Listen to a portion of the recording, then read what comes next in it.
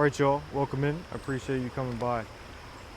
So, I'm not going to pretend to know Charlie on a personal level. However, I was of the generation that he was trying to wake up and bring to God and just educate, and have us really be more compassionate about the country we live in, the great country, America.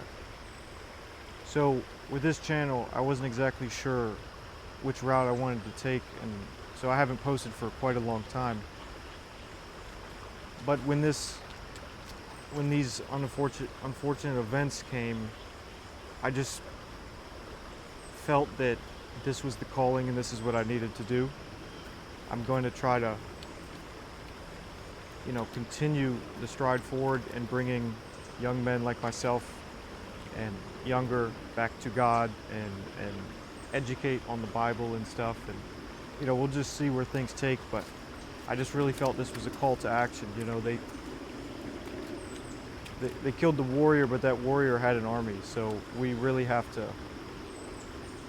we lost the battle, but not the war. So we have to continue. Anyway, with that being said, I did write down 3 Bible verses I actually wanted to go over and kind of talk about for today. And we are down at the river with my beautiful dogs. I'm blessed to live right by it. It's very relaxing. So the first 2 I'm going to kind of group together because they're very similar.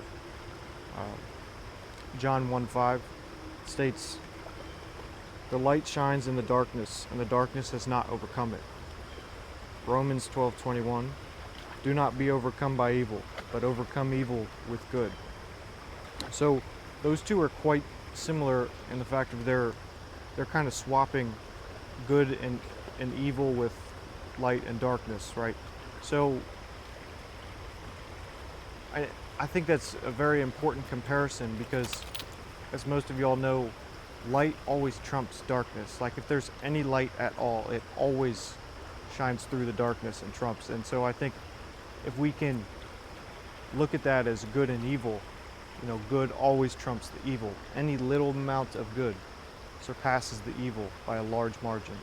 So while things like this happen and it really gets us down and we harp on kind of the evil that just takes place, we have to shift that back into the good, and we have to continue, because the evil wants for the evil to win, they have to completely kill good 100-0.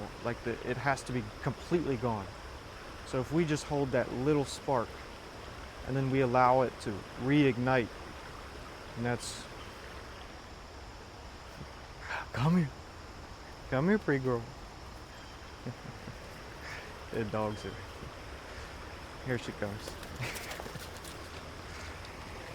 So we have to make sure that we don't let the evil 100% trump good, right? So we have to have this little bit here, and the only good that we can really take from this is,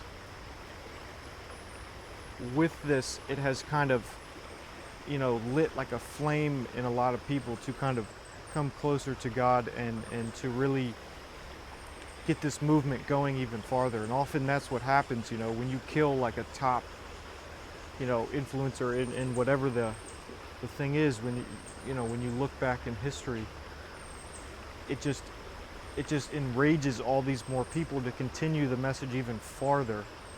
And so that's, what we have to do, and that's how we can punish the perpetrator, right? We can, whether, whoever you believe did this, I have my own conspiracies, and we'll see, but that's not the point of this right here. The point is that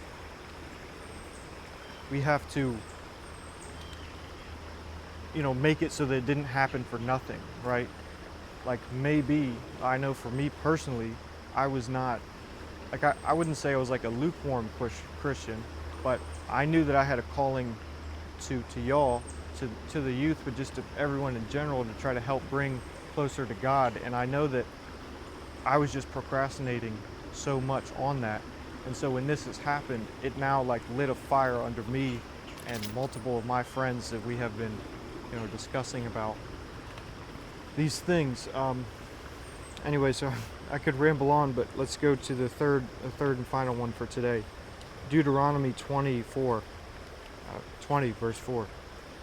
For the Lord your God is he who goes with you to fight for you against your enemies, to give you the victory.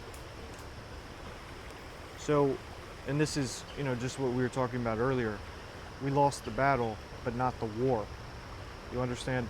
So the Lord is going to be with us in this triumph, and whichever way we have to take it. But as y'all can see, all across the globe right now, Christians are under like a heavy attack. I mean, it's kind of been that way for a bit, but over these past couple of months, and especially days, boy,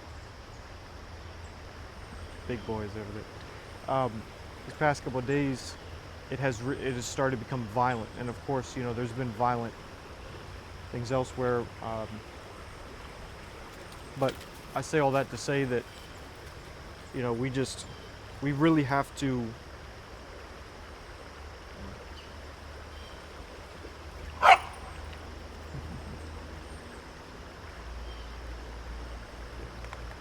Start getting.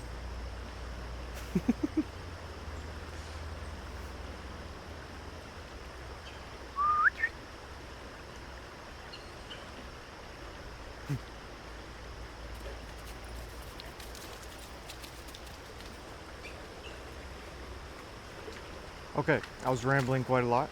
So here's the third and final. Deuteronomy 20 verse 4.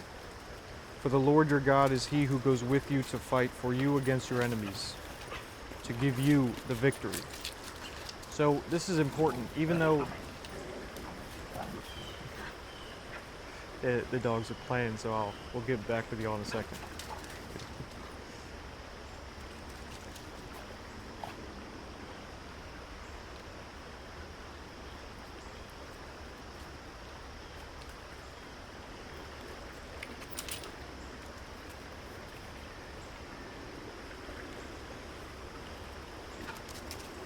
So even though through some of these extreme dark times it feels like maybe the Lord is not with us, we have to understand that in fact he is.